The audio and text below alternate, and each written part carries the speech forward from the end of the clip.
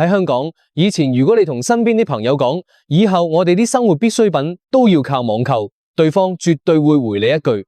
唔使啦，我樓下轉角就有超市，5分鐘搞掂，使乜要等2、3日？但就喺呢2年，香港人引以為傲嘅5分鐘生活圈神話，被內地電商嘅一句9蚊9包郵徹底擊碎咗。隨住內地電商巨頭大舉南下，香港零售市場正經歷緊一場極之慘烈嘅巨變。港版電商保衛戰已經正式打響。以前嘅香港，出門口就係超市，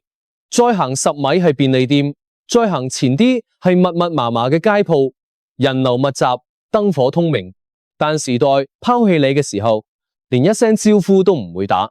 風向突然間就變咗。行喺而家嘅香港街頭，你會發現一種前所未有嘅壓迫感。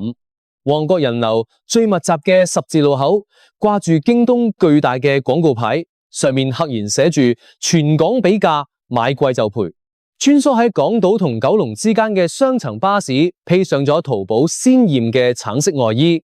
上面印住極之接地氣嘅標語，咩都包郵，包咩都有。更狠嘅係拼多多，直接將一件包郵嘅恐怖商業邏輯搬到嚟香港。哪怕你只係買一個9蚊9毫子嘅電話殼或者幾對襪，佢都搞得掂跨過深圳河，安安穩穩咁運到你家樓下嘅自提櫃。面對呢種天降嘅降維打擊，香港人一開始係帶住懷疑目光去試探嘅，但當商品真係送到望住嗰份平到令人懷疑人生嘅賬單時，消費者嘅心理防線瞬間崩潰咗。哇，原來網購可以咁平！哇，原來送貨可以咁快！怪唔知得隔籬屋村個阿叔而家每日準時落樓去自提櫃排隊攞件。當第一批敢於嘗試嘅人嘗到咗巨大甜頭，呢場由線下到線上嘅消費就再都停唔落嚟。喺呢場翻天覆地嘅零售格局巨變入面，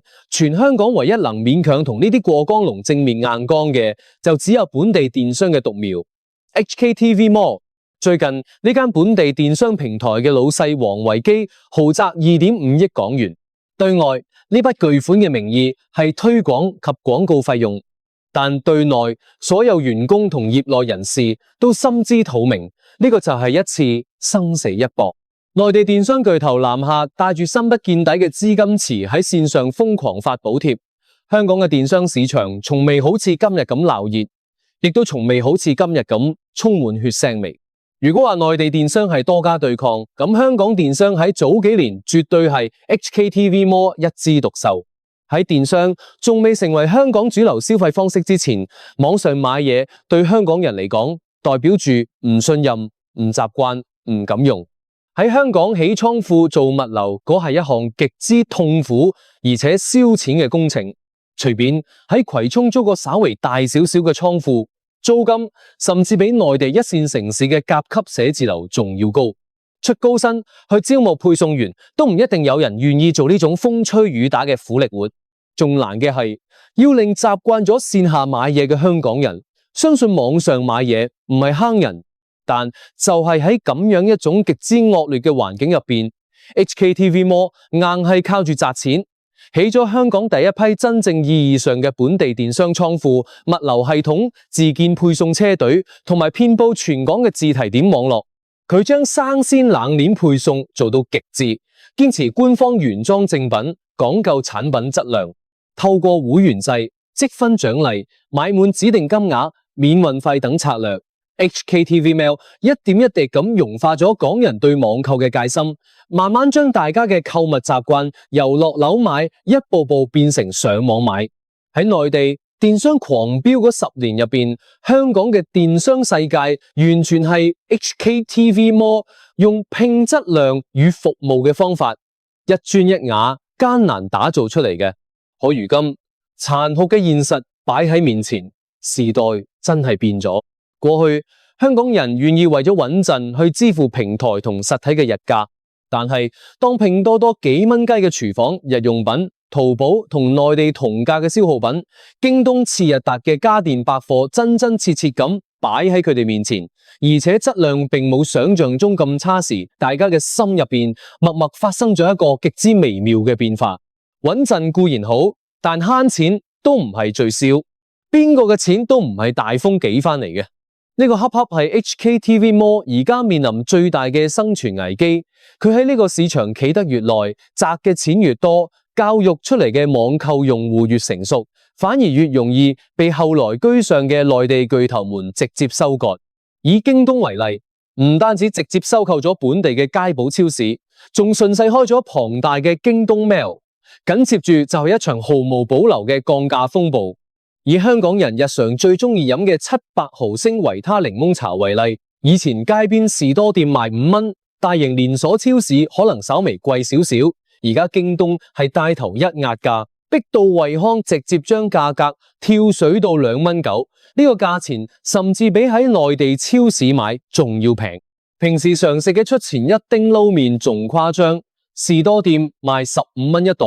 而家超市為咗迎戰，成袋嘅價錢竟然可以比士多店平5蚊。為咗生存落去，各大連鎖超市只能夠開始同供應商簽訂苛刻嘅長期供應合同，喺源頭死命壓價。一時間，全場92折、88折呢啲過去喺香港零售界極少見到嘅字眼，而家頻頻出現喺街頭巷尾。全香港嘅超市夾硬被打入咗一場慘烈嘅價格肉搏戰。線下實體店捲到一鑊泡，線上嘅競爭更加係捲到天際。拼多多喺港區 App Store 一度衝上咗下載榜第1嘅位置，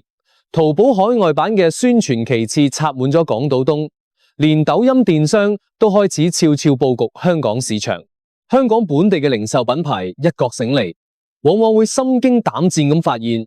今日又有一個新嘅 App 喺度瘋狂搶走自己嘅客源。HKTV Mail 雖然本地化能力極強，供應鏈極之紮實，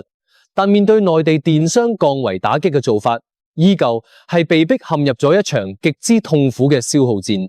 過去香港做電商嘅思路係物流太貴就外判，供應鏈就靠揾品牌商攞貨，至於定價就根據市場情況自己判斷下。但而家嘅香港電商環境變成咗物流必須要做到次日達甚至當日達，供應鏈必須直接深入到內地嘅源頭去攞貨，而價格必須要低到令消費者睇咗都懷疑世界嘅地步。而喺香港呢波慘烈嘅電商大戰入邊，最酸嘅人係邊個？竟然係嗰啲穿梭喺大街小巷嘅物流司機。因為喺香港做最後1公里嘅配送，實際體驗大概等同於由九龍開車去火星表面一樣咁艱難。你既要喺極之狹窄，甚至只能勉強過一架車嘅唐樓巷仔入邊高難度掉頭，又要面對寸金尺土，稍作停留就會被阿 Sir 抄牌嘅停車位危機，仲要喺香港嗰種常年濕熱、悶到令人冷唔到氣嘅天氣入邊，搬住重嘢，爬幾層樓梯去搬貨。難怪香港電商嘅物流成本長期以嚟都好似一座大山咁居高不下。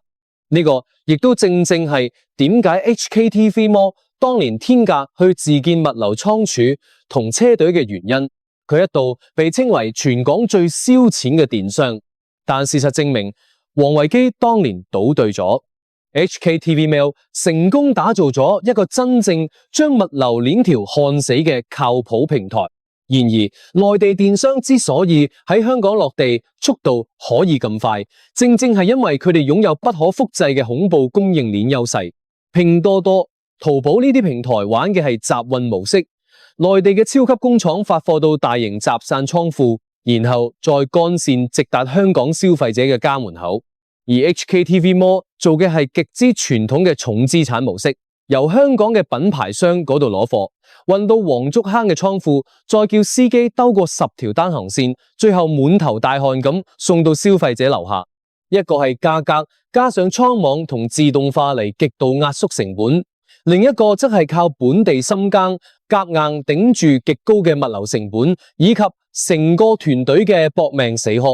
所以喺呢場保衛戰入邊，你會發現一個非常魔幻嘅現象：內地電商越係瘋狂咁捲價格，HKTV Mall 就越只能夠咬緊牙關去捲服務。面對如此嚴峻嘅局勢，香港電商真正嘅終極戰場，其實已經唔係單純咁比拼邊個賺嘅補貼多，亦都唔係比拼邊個嘅廣告打得仲響亮，而係邊個可以喺呢個全球物流難度名列前茅嘅城市入邊，將配送效率同極高嘅物流成本降到一個真正可以持續生存嘅水平。呢場關乎香港零售命運嘅電商2.0大戰，其實先至啱啱拉開帷幕。至於最後嘅贏家究竟係邊個？答案嘅殘酷又簡單。喺呢個永遠追求高效同務實嘅城市入面，永遠係嗰個最先洞察到消費者心態變化，順住時代風向跑得最快嘅人。